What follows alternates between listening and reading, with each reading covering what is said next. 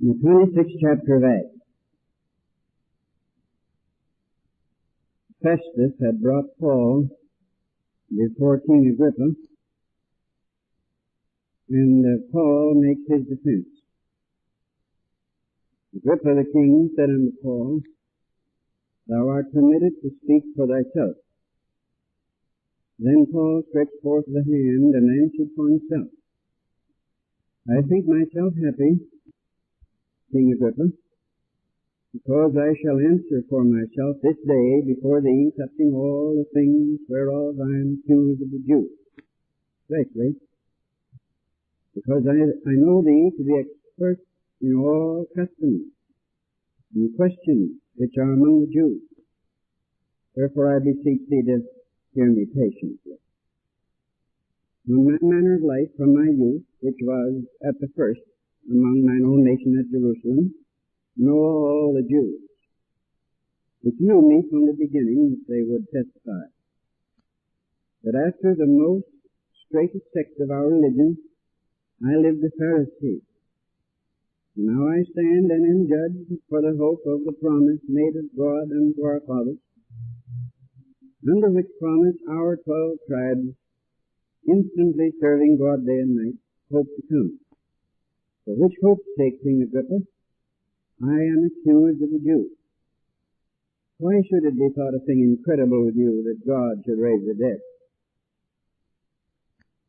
I verily thought that with myself that I ought to do many things contrary to the name of Jesus of Nazareth, which thing I also did in Jerusalem. Many of the saints did I shut up in prison, having received authority from the chief priests. When they were put to death, I gave my voice against them, and I punished them oft in every synagogue, and compelled them to blaspheme. Being exceedingly mad against them, I persecuted them even unto strange cities. And he gives his testimony about seeing the light on Damascus road and being converted.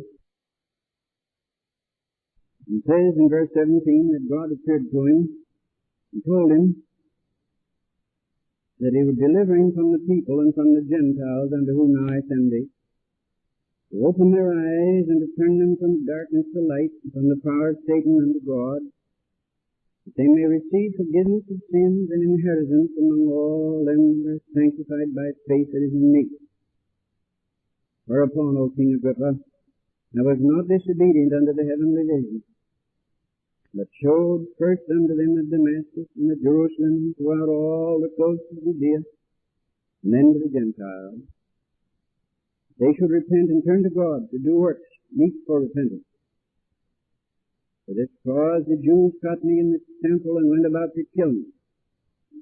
Having therefore obtained help of God, I continue unto this day, witnessing both to small and great, saying none of these things, other things, than those which the prophets and Moses did say should come to pass, that Christ should suffer, that he should be the first that should rise from the dead, and should show light unto the people and to the Gentiles. And as he thus spake for himself, Festus said with a loud voice, Paul, thou art beside thyself. Much learning does make thee mad. He said, I am not mad, most noble Festus, but speak forth the words of truth and soberness. For the king knoweth of these things, before whom also I speak freely. For I am persuaded that none of these things are hidden from him. For this thing was not done in a corner. King Agrippa, believest thou the prophet? I know that thou believest. And Agrippa said unto Paul, Almost thou persuadest me to be a Christian. Paul said, I would to God, not only thou, but also all that hear me this day, were both almost and altogether such as I am, except for these bonds. Let's have a moment of prayer. Now, Lord, our expectation is quietly looking upward. We expect thee to answer, to respond, and to fulfill promises made to the fathers and to the apostles and to the church fathers, and to us. Lord blessing others, we believe Thou wilt bless us. We're looking, we're expecting. We want to see a revival that will be a model for the city, that others may come and light their candles at our flame, and other churches may be set aflame, and our own, trusting Thee for this night. May the blessed Spirit who testifies to Jesus testify tonight through the Word. In Christ's name, amen. Now the text would be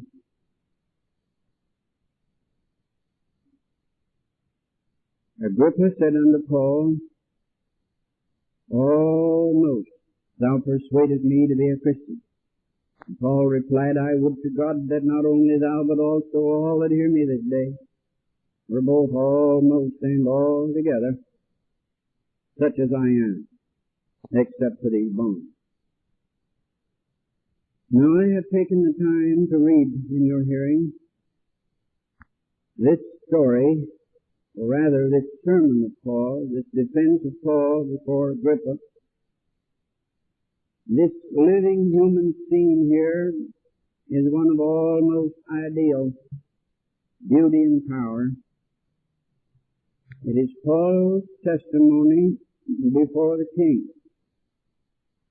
Here was a man in chains, the victim of the spite and the jealousy of certain religious leaders with connections. He was a victim, I say, and he was charged with such a generalized crime that nobody could pin it down quite. And Festus admitted to Agrippa that he didn't know why he had him here. He said, I brought you a prisoner, but I don't know why. That there's nothing really, because they can't make anything stick. He had done no crime, no evil could be found in him. There were robbers skulking about the streets, but he was not a robber. There were murderers whose hands were red with blood, but this man had not murdered. There were traitors who had sold out their country for money. This man of God was true to his country. There were evil men of every sort, arsonists and rapists, but not one thing did they bring against this man. Not one voice cried any of these evils against the man Paul. But nevertheless he stands in chains and makes his defense. And there is superiority here and excellence all over the whole scene. The bearing of the man, even in spite of his chains, and his attitude toward God and the Scriptures, and the people, and the king, and the man who brought him in chains, Festus, and the language he used, the elegance of it, and the modesty, and the boldness, and the entire argument is sound and learned and frank and direct. Now the substance of his testimony is that he'd been always a strict religious Jew, deeply schooled in the Old Testament Scriptures, and following the straightest sect, which was the Pharisee sect of the Jews. And he had followed his Jewish religion straight into the arms of Jesus Christ. This, incidentally, is what we must tell all of our Jewish friends. If they say to us, do you want me to change my religion? Our proper reply is, no, by no means. We do not want you to change your religion. We want you to follow your religion to its conclusion. And if you follow your Jewish religion to its conclusion, you follow it straight into the arms of Jesus Christ the Messiah. Now this is what Paul said. He said he had not forsaken his Jewish faith, but fulfilled it. And he had fulfilled the very religion his accusers claimed to believe and didn't. He admitted that at first in his blindness, he had persecuted Christians. But he said he had met Christ on the road to Damascus and become convinced. And since then he had gone everywhere, and that he hadn't made up a thing, and he hadn't invented anything, and he hadn't claimed any new revelation or any new religion at all. He claimed only that he had taken the step on further than the rest of these Jews had, straight into the arms of the Messiah, because the Old Testament, which they believed, taught that the Redeemer should suffer and die and rise again to be the light of all nations. And this is the reason for his change, he said. Now Agrippa was deeply moved, there's no question about that. Paul had indirectly set forth in his hearing a powerful proof of the Christian faith. And whatever is a proof of the Christian faith is also a reason why Agrippa and everyone else should turn to Christ and believe it, the gospel, and believe in Christ. And Agrippa said, now I know the translators have a field day with this, but there's no good reason to change it from what it stands here. Almost thou persuadest me. Do you think, Paul, he said, that in this brief sermon you can change me? You come close to it. But almost thou persuadest me to become a Christian. And the reply of Paul was noble and beautiful.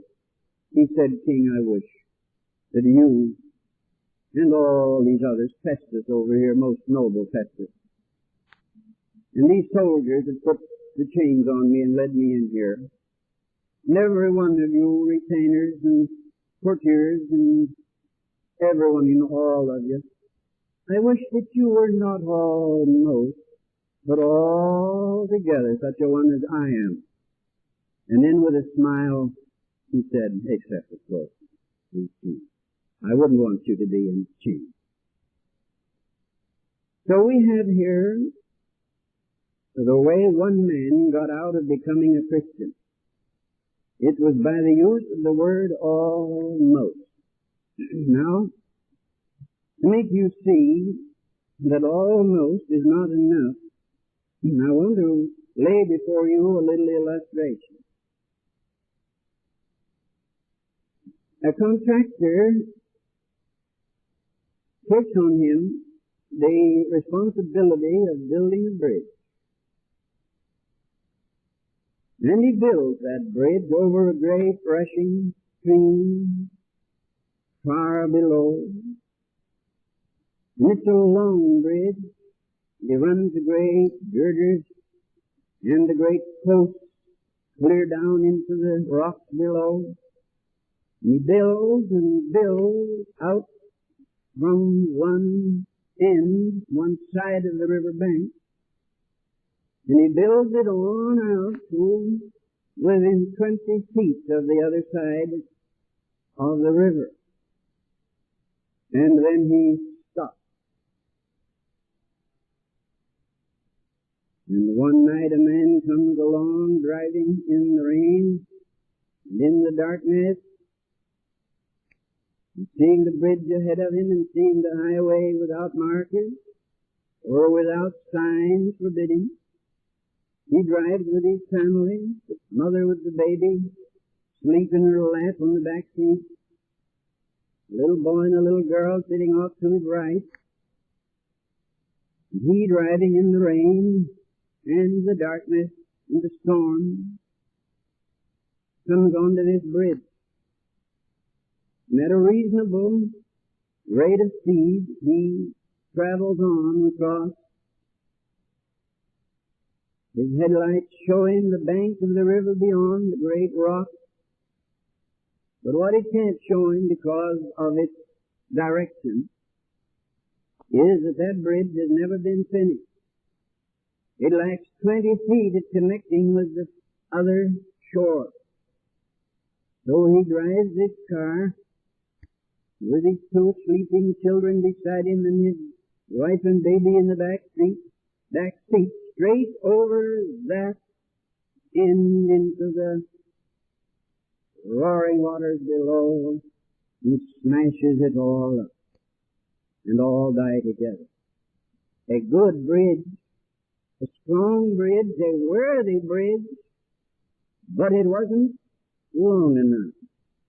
It stopped short of safety, the other side of the river.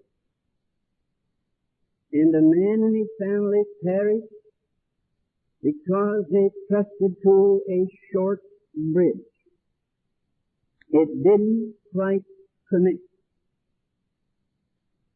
Now that is what exactly happened to the man Agrippa. He said to Paul, "This is a powerful argument you have brought to me. And he said, am familiar, as Paul had admitted he was, with the teachings of the prophet, and my position makes me head over all the synagogues. And I know a good deal of the law and the prophets. Much that is written there is familiar to me.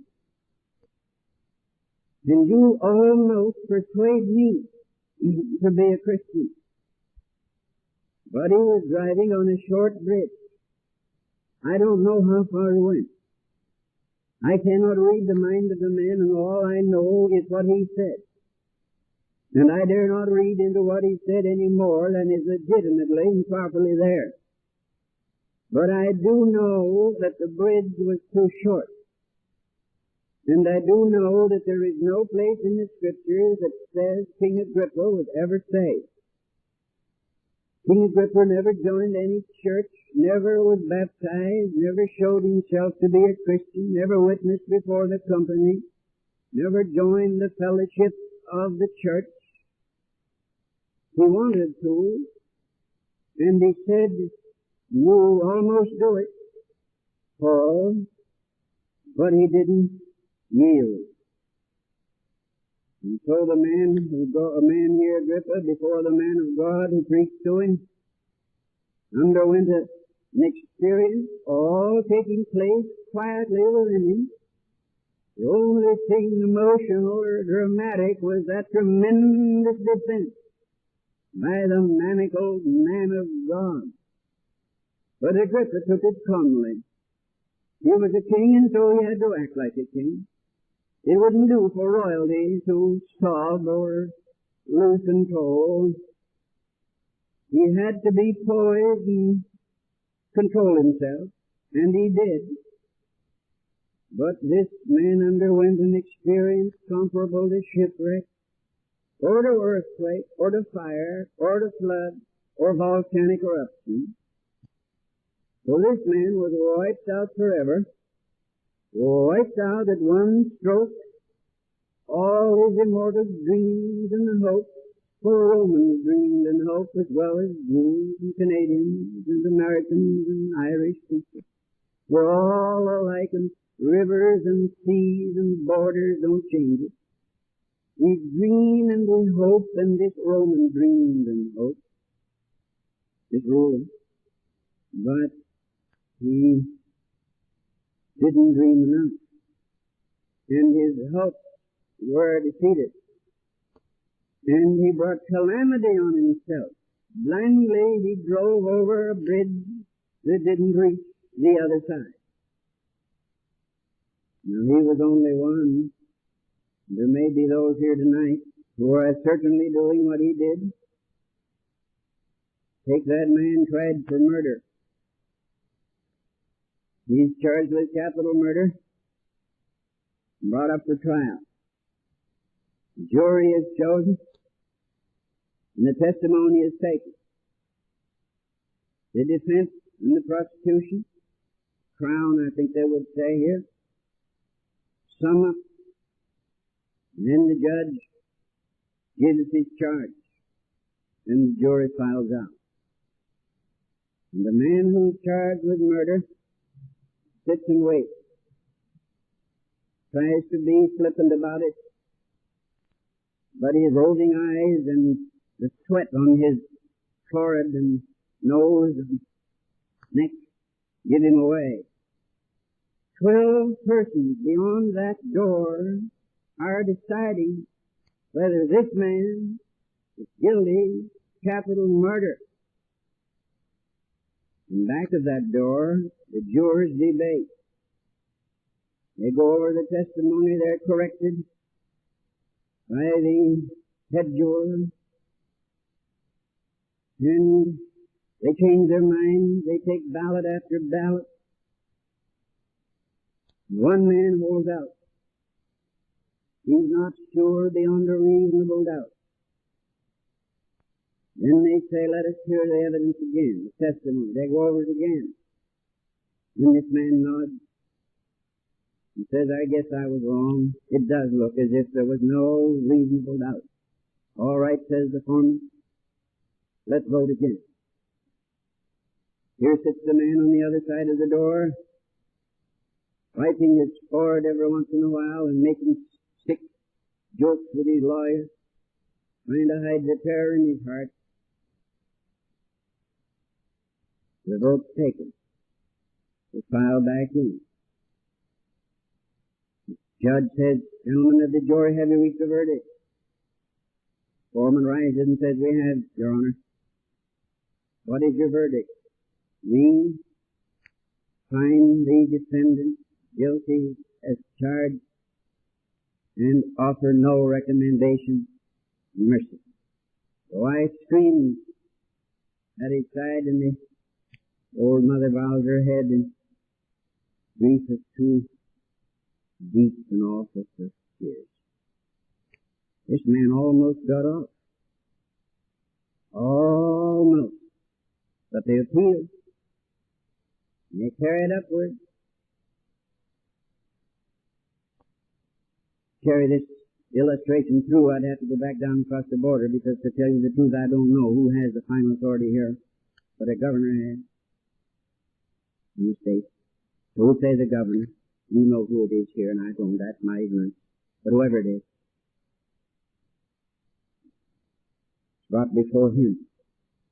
Yes, he says, I'll look at that case. I understand there were some doubts about it. So long after his wife has gone to bed and his children are asleep, the radio's turned off and everything's turned off, and even the dog is slumbering in the box in the corner. And traffic quiets outside on the street. The hours pass.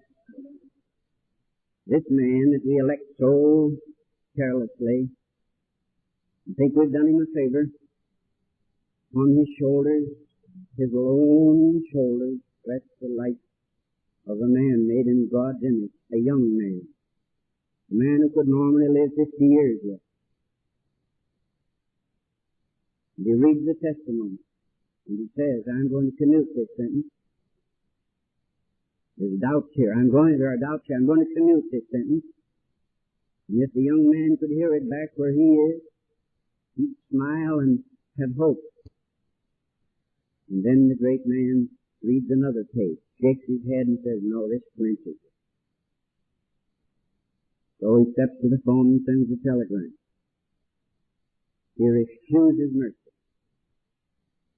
And they lead the young man out, and he goes up those steps and drops 8 feet to the end of the road. He almost lived, but he died. I think of the little girl lost in the storm. This happens often out on your west and out in the far northern central states. Little girl coming home from school. No storm is evident, no warning. She trudges along with her little snowsuit, her little red boots, so proudly with her book under her arm. And suddenly that thing they call the nor'wester sweeps down. And immediately nobody can see anywhere. Nobody. You couldn't find your way with a compass. And the wind hits out of nowhere and begins to blow that snow. Cars come to a halt, cattle turn their backs to the wind,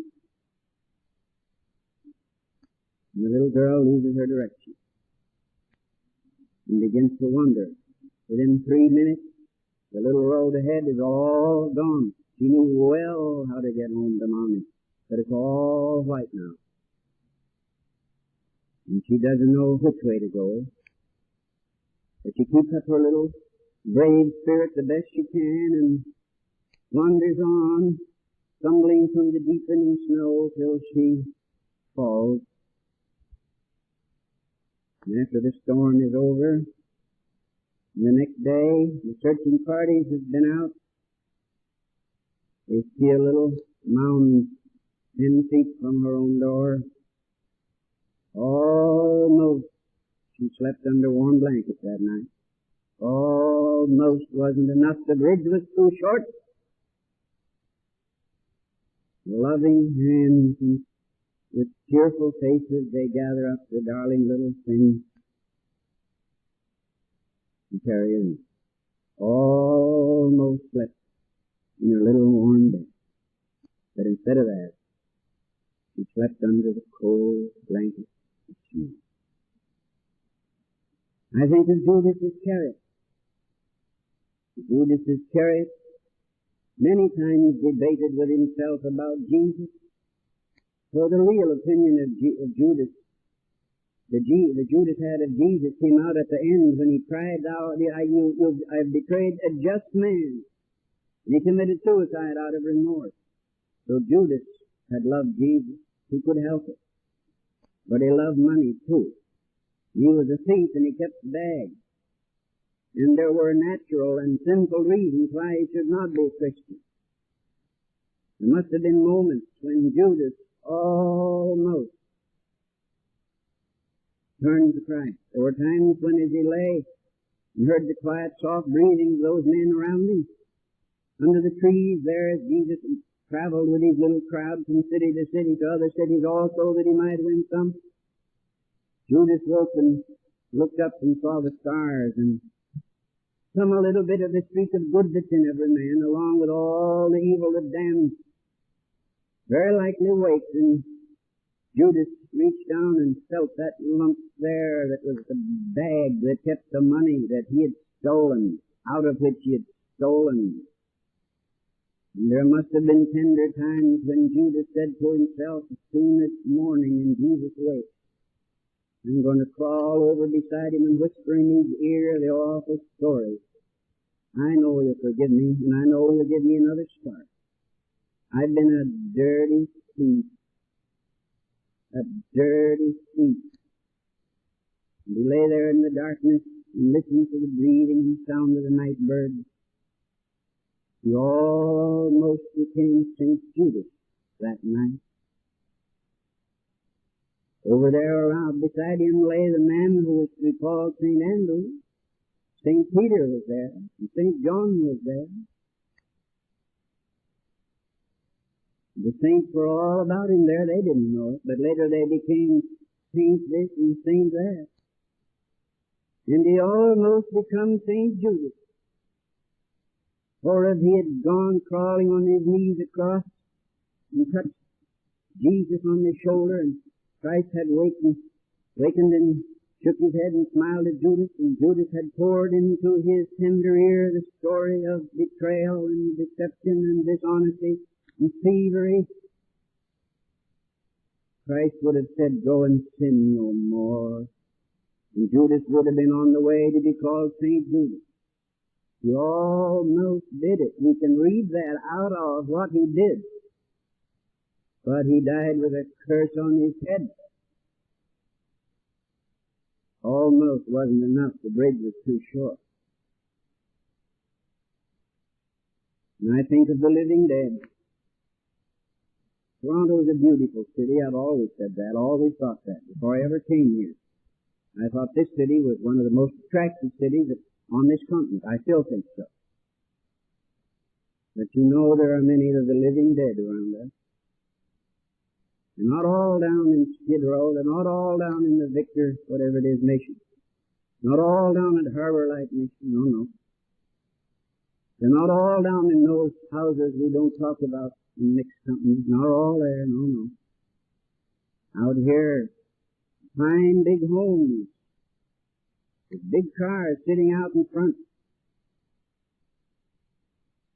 There are men and women dead inside, disillusioned, embittered, defeated, lost. They'll go down one at a time like the great trees on the mountain that have been eaten by termites until they're hollow shells. On the outside they look all right, but inside they're rotten, and when there's nothing left but the thin shell, gust of wind comes and down they go, and dust flies as the tree breaks apart and breaks to pieces. I've seen it. Breaks all to pieces because of dry dust inside. There are many of them out here. Some of them have shelter. Tomorrow morning, they'll get in a car as long as one of these tools. And the uniformed man up in front, he'll drive him down to the precinct and he'll vote. Or she'll vote. And when people see them sweep in, they stand respectfully and say, "Did you know that so-and-so voted here today?" Yes. But disillusioned, embittered, staying together only because they don't want the disgrace of having divorce and going apart. Or if they're younger, staying together because there are children and they love the children and they don't want to leave them. Keeping up a front, but I say, defeated. Those same people maybe long ago once stood near the door of the kingdom, maybe back in Alberta, maybe back in British Columbia, or out in Nova Scotia, or down in one of the states. Those same people, before the big cars could be afforded, they had gone to old-fashioned meetings and heard them sing old-fashioned songs. And the preacher, whose grammar might not have been the best, who might have been a little bit emotional, but he was preaching the word nevertheless, gives the invitation. And the young wife held her feet hard. She wanted to go. And her husband clapped a great hand over hers and said, "Now don't be fooled." And she shook herself and got control, and pretty soon the meeting was over. They were on their way back home. Nothing was said. They were both embarrassed. But she'd almost been saved that night. It almost wasn't enough. The bridge was too short. They're all about us here. Businessmen, politicians. There'll be men tomorrow night with their ears glued to the radio or the TV or down at some political center, eagerly watching charts and graphs and wondering. Don't take this political now, because I don't know one party from another, but a lot of those men whose pictures appear around here, if you knew the facts about them, they died a long time ago. They're still interested in politics, and they're still interested in their country, and we give them honor for that. But I think most of them are more interested in themselves. But they haven't got a thing left. Not a thing. They're an outward shell. There may be some that are otherwise. I hope they're the ones that are elected into them. But a lot of them, a lot of men down here at the stock exchange, a lot of men who sell and buy real estate, teachers who have little ones come in and they smile that waxy smile. They've been smiling for 30 years. You say, "Now, children, same old thing, class after class for 30 years. Long ago they've gone too. Years ago they stood at a little church, heard the singing and didn't go in, or they went in, they didn't yield." And lastly, I believe in hell. I don't preach very much about hell. I don't like to preach about hell. D.L. Moody said no man ought to preach about hell except he preaches with tears in his eyes. And I never feel good when a man rises clenches his fist, grinds his teeth, and screams at his audience that they're going to hell. I don't like that. It would be to me like going to death row, and Sing Sing prison, and screaming at all of those men that they were going to be executed. They are, but I'd hate to say that to them. So I don't say much about hell, but I believe in hell. I believe in it as surely as I believe in heaven above or earth beneath. I believe there's a place where God puts people that won't go where God is. Those who would not by life while they were on earth, or at the time of death even, they would not turn to Christ. So there are men in hell. A lot of them. And women. God forgive me, but there are women there too. Beautiful young women. Strong young men they were while they lived. But they're there. That man there, he heard 1,000 sermons. He wasn't raised in the slum. He was not habitué of the saloons and the dens of vice. He was brought up in the better part of Toronto, or Montreal, or Toledo, or London, or Berlin. He knows the way. He knew the way. And if you could get to him now, he could recite it for you. For I think there are as many people who know about Scripture in hell as there are who know Scripture on earth. He knows scores of Bible verses. He learned them when he was a little boy in Sunday school back in Ontario. He even planned and promised and said to himself, after the lights were out and things were quiet many nights, he said, tomorrow morning I'm going down and tell Mom that I want to be a Christian. Tomorrow I'm going down and tell her. But he didn't. When the light came, he wasn't scared anymore. And some boy yelled, and he dressed in a hurry and grabbed his breakfast and disappeared. Went from bad to worse, and now he's in hell. He almost became a missionary. He almost became a song director, song leader, pastor. But he's in hell now. All I'm trying to say to you tonight is that almost isn't enough. The bridge is too short. It looks all right. It'll take you a while. But it doesn't reach the other shore. You're going to have to make it all together. He said, Paul said, I wish that you were not almost, but all together. What about you? You're here. Some of you almost yielded yourself to God and got filled with the Holy Ghost and helped start a revival in it, Toronto. But your carnal flesh got the better of it.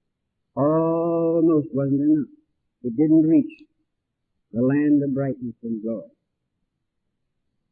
Some of you have drifted away from Him and backslidden. Your business got in your way. You used to have family prayer, but you haven't had family prayer for years. You haven't got the courage.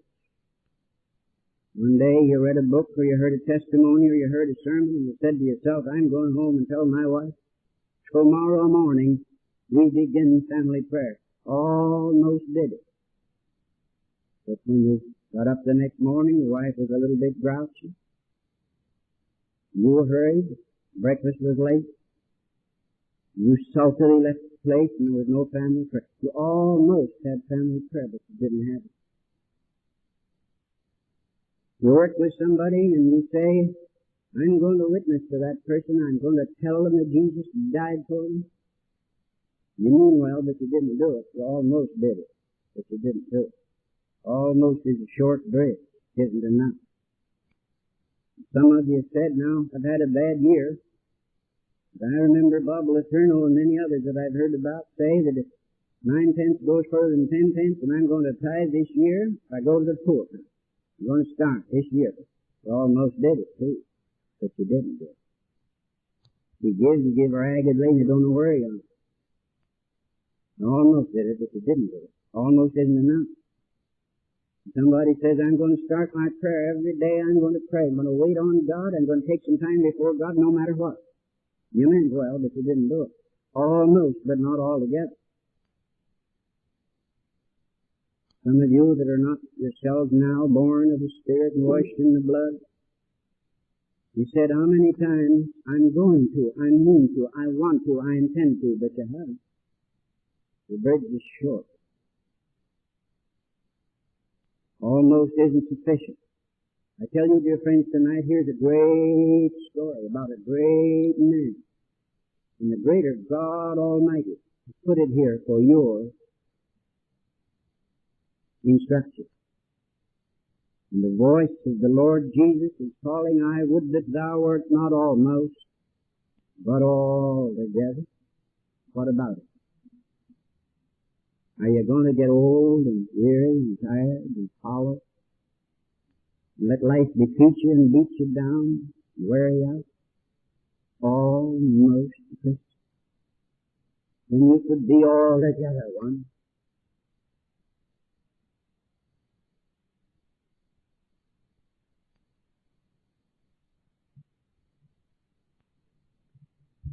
We're going to sing a song I happen to think is one of the sweetest songs that we have. Wouldn't be called a great song. I've never seen it listed among the great songs. But it is a sweet song and a good song. Though your sins be as scarlet, they shall be as white as snow. And while we're singing it, we're going to stand. Brother McNally will lead us in the first couple of stanzas. And I want you to stand. And just as soon as we begin to sing, I want those of you who are going to say, not almost tonight, but if God will help me, it'll be all together. I want you to come down here to the front and stand. A little later, we'll go together into the chapel. Now, in that chapel last week, we had 32 persons there. Some of them came to pray, but most of them were there for themselves. And there were tears and confessions and wonderful blessings. From what I can understand, it showed up Wednesday night in your prayer meeting. And it will continue to show up. God did it last week. He can do it this week. And I invite you to come. First, just come down here quietly and stand. And then we're going to gather into the chapel. All right?